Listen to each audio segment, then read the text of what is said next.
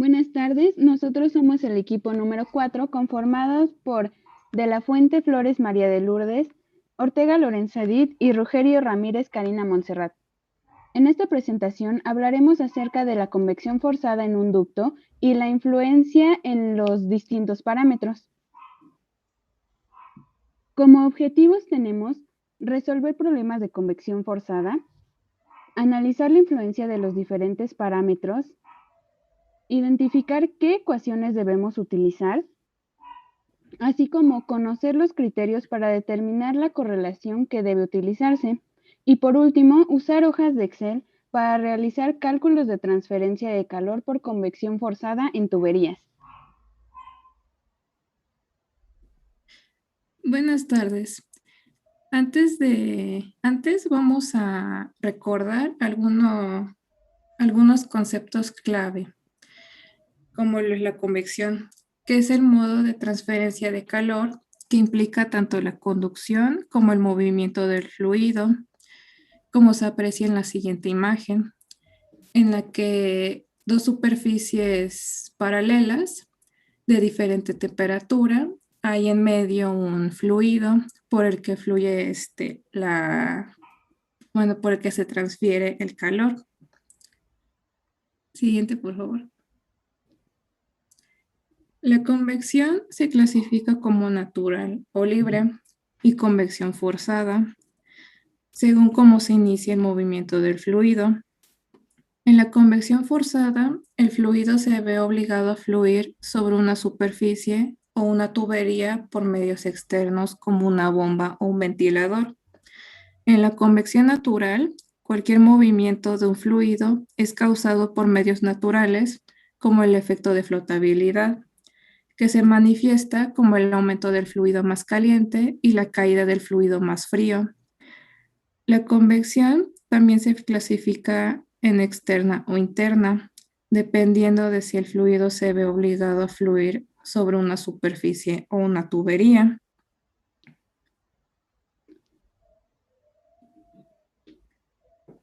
La transferencia de calor por convección depende en gran medida de las propiedades del fluido, como lo son su viscosidad dinámica, su conductividad térmica, la densidad del fluido, el calor específico y la velocidad del fluido.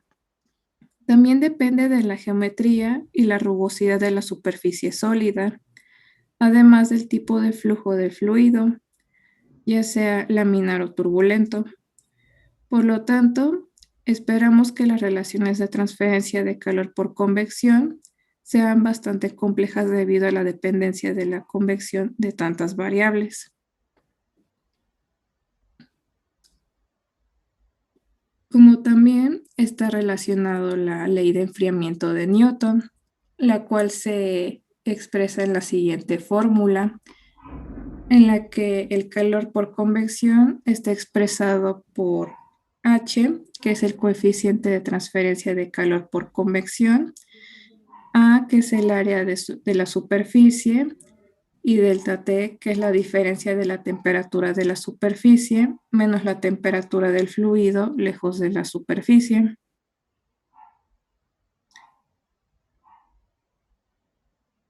Siguiente.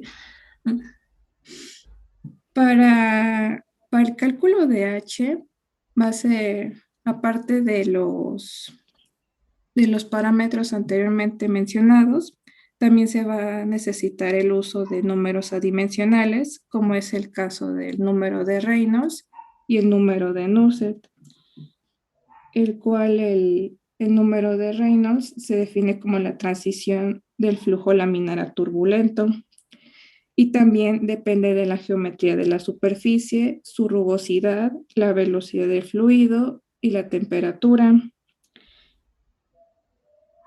A su vez, el número de Nusselt depende del número de Reynolds, ya que en el estudio de la convección es común la práctica de no dimensionalizar las ecuaciones que gobiernan y por lo tanto se combinan las variables, que se agrupan en números adimensionales para reducir el número de variables totales.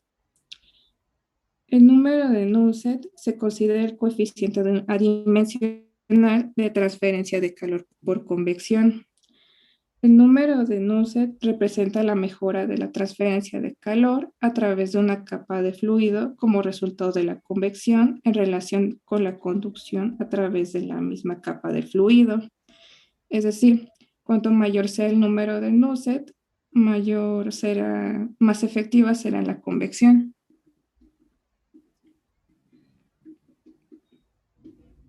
Bueno, aquí tenemos nuestro problema de convección. En este caso va a ser convección forzada, ya que haremos pasar aire por un ducto. Y dice así: aire a presión atmosférica y 75 grados Celsius entra a un ducto de 10 metros de longitud y sección transversal de 0.15 metros por 0.15 metros, que se encuentra en el ático de una casa con una tasa de 0.2 metros cúbicos sobre segundos. Si el ducto se encuentra todo a la misma temperatura de 70 grados Celsius, determine la temperatura de salida del aire y la tasa de pérdida de calor del ducto al ático. Como ya lo mencionaron mis compañeras, debemos de conocer algunos parámetros. Algunos te los va a dar el mismo problema y otros los tienes que buscar. Y ahorita en la tabla les voy a indicar cuáles fueron los que buscamos. La tabla 1 ya tiene estos datos. Por ejemplo, la velocidad a la que entra el aire, bueno, en este caso la tasa, es de 0.2 metros cúbicos sobre segundos. La sección transversal de nuestro ducto es de 0.15 metros. La longitud es de 10 metros. La densidad del aire, esa fue la que buscamos y la recopilamos del libro Sengel, de 1.0137 kilogramos sobre metros cúbicos. La constante K de conductividad térmica de 0.02917 watts por metro Kelvin. El número de Prandtl, ese también lo sacamos de Sengel, a 0.7165. El CP del aire en este caso, 1007 Joule sobre kilogramo Kelvin. Y hasta abajo no se alcanza a ver, pero es la viscosidad dinámica de 2.046 por 10 a la menos 5 metros cuadrados sobre segundos. En este caso, tomando en cuenta que nuestro aire está a 75 grados Celsius. Siguiente, por favor. Para poder empezar a resolver nuestro problema, como se mencionó, debemos de conocer los parámetros, la geometría también de nuestro problema. En este caso se nos menciona una sección transversal de 0.15 metros por 0.15 metros, lo que nos indica que nuestro ducto es de una geometría rectangular, como se puede mostrar en esta imagen. Siguiente, por favor. Ya habiendo determinado qué tipo de geometría tenemos, ahora tenemos que determinar el tipo de flujo que tenemos para poder utilizar las relaciones. Esto se hace mediante el número de Reynolds, en donde el número de Reynolds es igual a la velocidad de corriente superior por la longitud característica de la configuración geométrica entre la viscosidad cinemática, la cual a su vez es igual a la viscosidad dinámica sobre la densidad. Como ya vimos, ya tenemos todos estos datos y nos arroja un número de Reynolds de 65.167.8071, lo que nos indica que tenemos un flujo turbulento. Esto se puede determinar, pues un número de Reynolds mayor a 2300 corresponde a un flujo turbulento. Como siguiente paso es calcular el número de Nusselt para el flujo turbulento. O sea, se utiliza la relación de número de Nusselt igual a 0.023 el número de Reynolds elevado a la 0.8 por el número de Prandtl a la 0.3, obteniendo un número de Nusselt de 147.7472. Con estos datos se puede hacer la determinación de H, la cual a su vez se relaciona con K, L y el número de Nusselt, obteniendo una H de 21.1114 watts metros cuadrados por grados Celsius. Siguiente, por favor. Ahora, vamos a hacer el cálculo de la temperatura de salida, que es lo que nos pide el problema como primer inciso. Esto se hace mediante la ecuación de integración, la integración de la ecuación de balance de evolución de T. Y esto a su vez es igual a TE, que es la temperatura de salida, o sea, lo que queremos conocer, igual a TS, donde TS es la temperatura superficial de nuestro ducto, en este caso 70 grados Celsius, menos la diferencia de TS menos TI, donde TI es la temperatura de entrada del aire, en este caso 75 grados Celsius, por la exponencial de menos H por la área superficial. Para nuestro problema, el área superficial va a ser igual a 4 veces A por L, o sea, 4 por 0.15 por 10, sobre M con un puntito arriba, que va a ser la densidad por la velocidad, por el CP, obteniendo una temperatura de salida de 72.1491 grados Celsius. Conociendo la temperatura de salida, podemos hacer uso de la siguiente ecuación, que va a ser el cálculo de la tasa de pérdida de calor, que es nuestro segundo inciso y último que nos pide el problema, donde la tasa de pérdida de calor será la diferencia de TI menos TE sobre el logaritmo natural de la diferencia de TS menos TE entre TS menos TI, obteniendo una tasa de pérdida de calor de menos 3.3763 grados Celsius. Siguiente, por favor. Como ya conocimos qué ecuaciones o qué relaciones se tienen que utilizar en este problema, podemos hacer uso de nuestro Excel y para ver qué o cómo varían nuestros parámetros. En este caso hicimos una variación de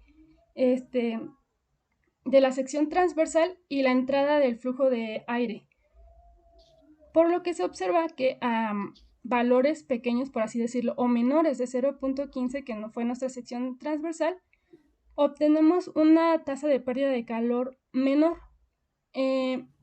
como se puede ver hasta abajo en lo que está subrayado azul, y a valores mayores de 0.15 se va a obtener una tasa de pérdida de calor mayor. Comparándolo con la entrada del flujo del aire, se observa que no afecta tanto como es el caso de las dimensiones de nuestro ducto, pues aquí se hicieron igual variaciones menores a las que se indica el problema, o sea, de 0.2, 0.1 se utilizó y se obtiene una tasa de transferencia de calor de menos 3.2007, que es muy similar. Posteriormente se hicieron a flujos volumétricos más grandes y la tasa de pérdida de calor se sigue manteniendo más o menos igual. O sea, esta se mantiene de entre menos 3 a menos 4 grados Celsius. Siguiente. Y para finalizar, como conclusiones acerca de este problema, es que en nuestro problema tenemos un flujo turbulento. Las correlaciones al utilizar el número de Reynolds y el número de Nusselt corresponden a las del flujo turbulento. Por otro lado, que la temperatura de salida es de 72.15 grados Celsius y la tasa de pérdida de calor es de menos 3.37 grados Celsius.